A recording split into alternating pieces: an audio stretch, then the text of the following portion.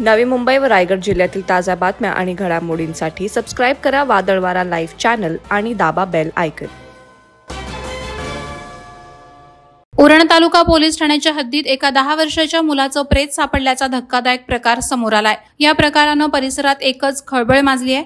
या मुलाला मारून खाडीत टाकल्याची शक्यता वर्तवण्यात येत आहे। उरणमध्ये भेंडकळ पागोटे कोस्टल रोडला लागून असलेल्या खाडीमध्ये बुधवार दिनांक 15 मे रोजी सकाळी लहान मुलाचा मृतदेह तरंगत असल्याचं आढळून आलं। या घटनेची माहिती उरण पोलिसांना मिळताच पोलिसांनी घटनास्थळी धाव घेऊन मृत बालकाला पाण्याबाहेर काढलं, तसंच घटनास्थळाचा पंचनामा केला। सापडलेला मृतदेह हा 10 वर्षीय लहान मुलाचा असल्याचं तपासात निष्पन्न झालं। हा अपघात नसून 10 वर्षीय मुलाचा खून झाल्याची शक्यता वर्तवण्यात येत आहे। आता या मुलाची ओळख पटवण्याचं आणि या घटनेचं गूढ उकलण्याचं मोठं आव्हान उरण पोलिसांसमोर आहे। या प्रकाराने परिसरात मात्र घबराट पसरली आहे। वादळवारा लाईव्हसाठी अनंत नारंगीकर, उरण।